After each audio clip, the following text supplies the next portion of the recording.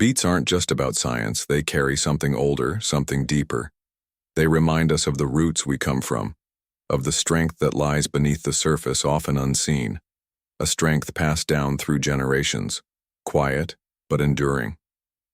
Once met a man in his 80s who had served in the Navy. "You know," he said, "the hardest part wasn't the battles, it was learning how to stand back up afterward. And I could always do that because my legs stayed strong." When I asked him how he managed it, he laughed and said, "I ate like the earth owed me something." He didn't mean greed, he meant gratitude. He filled his plate with things that came from the ground, beets, greens, roots, and he thanked them with every bite. That's the kind of wisdom time teaches us. Food is not just fuel. It's a kind of respect for your body, for the life you still have, and for those quiet moments where you choose care over convenience. Because leg strength is more than physical. It's emotional. It's mental. It's the difference between saying, "I can't," and whispering, even through the pain, "I'll try." And that whisper, that's where independence begins. There's a moment many older adults experience, a moment of hesitation. When you're standing in the middle of your home and you realize walking to the other room feels uncertain, that hesitation can become fear, but it doesn't have to. Beats might not erase time, but they can restore energy to tired muscles. They support blood flow to areas that haven't felt fully alive in years. And that can mean the difference between sitting and rising, between staying still and stepping forward. So roast them, juice them, toss them into a salad. However you prepare them, know this. Every time you eat a beet, you're not just feeding your body. You're honoring the part of you that still wants to move. You're reminding yourself, I'm still here. I still have strength left in me. And I will keep walking, even if I take it slow. Because slow steps are still steps. And every one of them matters. There's something sacred about the morning meal. The world hasn't yet rushed in. The air feels cleaner. Time feels slower. And you, just you, sit with your thoughts, your coffee, and maybe, if you're lucky, a warm plate in front of you. Many elders, breakfast becomes more than a meal. It's a daily moment of dignity. And the egg, small and unassuming, is at the center of that. When you crack open an egg, you're holding more than protein. You're holding decades of tradition, nourishment, and possibility. Cultures all over the world have relied on them as a first food, a healing food, a strengthening food. And there's good reason. As we age, our muscles speak to us. Not with words, but with weakness. They whisper when we rise from a low chair, when we reach to grab something high, when we hesitate before taking stairs. But eggs help us respond to that whisper. They give your muscles what they're asking for, complete protein, with all 9 amino acids your body needs to maintain and rebuild. Think of your leg muscles like an old bridge, weathered by time but still standing. What it needs is support, reinforcement, a little help holding things together. Eggs are that help. And the best part? They work gently, no pressure, no strain, just quiet support. Meal after meal. There's a comfort in that. I remember a woman named Hilda, age 91, who lived alone in a cottage surrounded by maple trees. Every morning she made herself 2 soft-boiled eggs and a slice of buttered toast. When asked why, she said, "It reminds me I can still care for myself, that I'm not done yet." That kind of routine, small, tender, consistent, is how we build resilience. You don't have to run marathons. You don't have to lift heavy weights. But you do have to feed the part of you that still wants to stand tall. Because standing isn't just about posture. It's about pride. It's about choosing to face the day on your own 2 feet, even if they wobble. Eggs also nourish your nervous system, supporting the way your brain communicates with your body. That means better coordination, quicker reaction time, fewer missteps.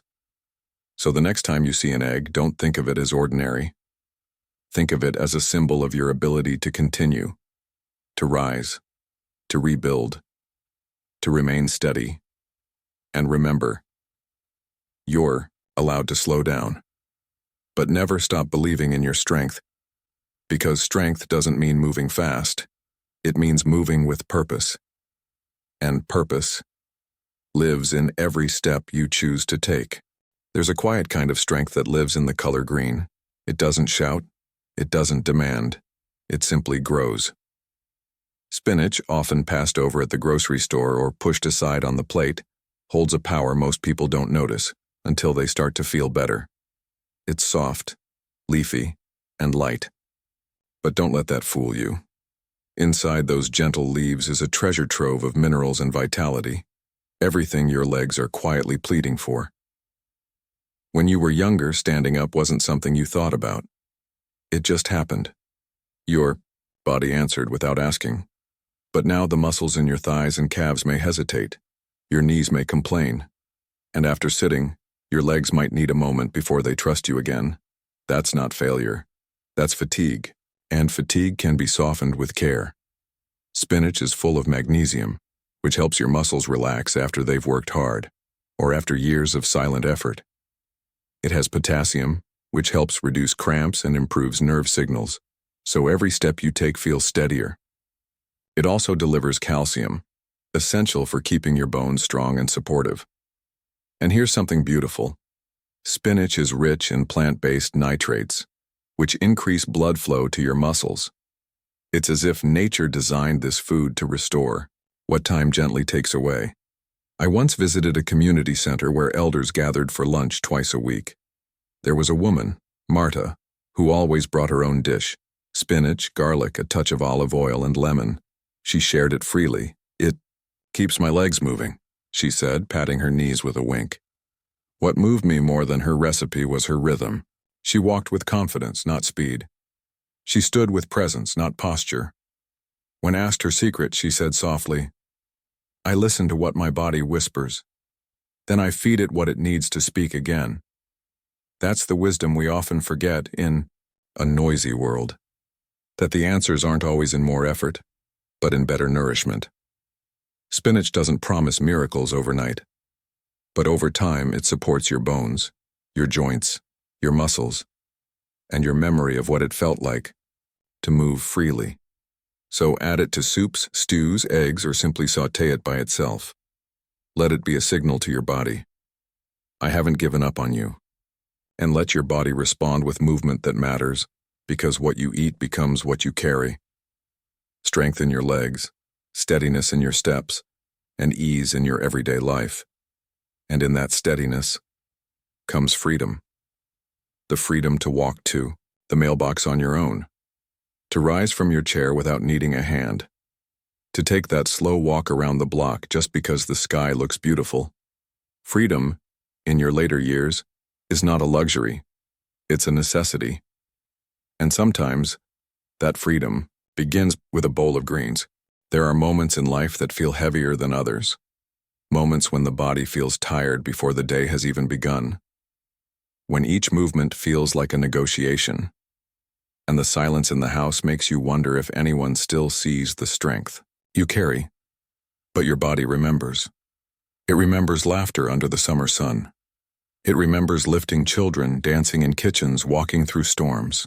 It remembers when your legs were the pillars of your independence, and it still wants to carry you if you let it. And for that it needs something deep. Something healing. Salmon, not flashy, not trendy, just quietly powerful. This fish, with its soft orange glow, carries a kind of medicine wrapped in flavor: omega-3 fatty acids. These natural fats are more than nutrients. They're repairmen, slipping into every creaky joint and tired muscle, reducing the silent inflammation that often comes with age.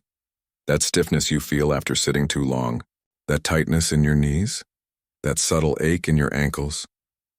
Omega-3s ease it, not by force, but by gently quieting the inner fires your body can no longer put out on its own.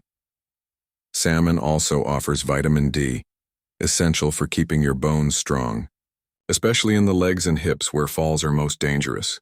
It gives you complete protein, which keeps the muscles from fading away silently, something far too common after 60. But more than that, salmon nourishes the brain, and a nourished brain keeps you balanced, both physically and emotionally. It helps you feel clear-headed when walking. It reminds your feet where to go. It gives you the confidence to keep going, because you can trust yourself. I once met a widower named Ray, age 83, who'd stopped cooking after his wife passed. I didn't see the point anymore, he told me. Just toast and tea, that was it. But one night his daughter brought him a warm plate of grilled salmon and sweet potatoes. He took one bite and sighed. "This tastes like love," he said. And something shifted. He started cooking again. Just simple meals. A little fish, a few greens, eggs in the morning. "I'm not eating to live," he said. "I'm eating to remember how to live." That's the thing about food. It's not just nutrition, it's memory, emotion, identity. Every bite of salmon is a reminder that healing isn't behind you. It's still possible. That your body is still worth feeding. That your future still deserves care. So cook it gently. Add lemon, herbs, or even honey. Eat it with quiet music or in the company of someone you love. And as you do, whisper to yourself, "My story isn't over. I still have places to walk, people to hug, moments to hold." Because strength isn't about lifting heavy things. It's about carrying yourself with grace, one good choice at a time. Final reflection. Let's remember the 4 gifts. Beets, for blood flow and vitality. Eggs, for steady muscles and renewal. Spinach, for quiet resilience and rooted strength. Salmon, for healing, clarity, and the return to self. They're not fads. They're not miracles in the loud sense of the word. They're quiet promises. From nature to you, from your plate to your heart, from today to the years still ahead. So eat with purpose, walk with peace, and never forget, you are still strong, you are still needed, and your best steps may still be ahead of you.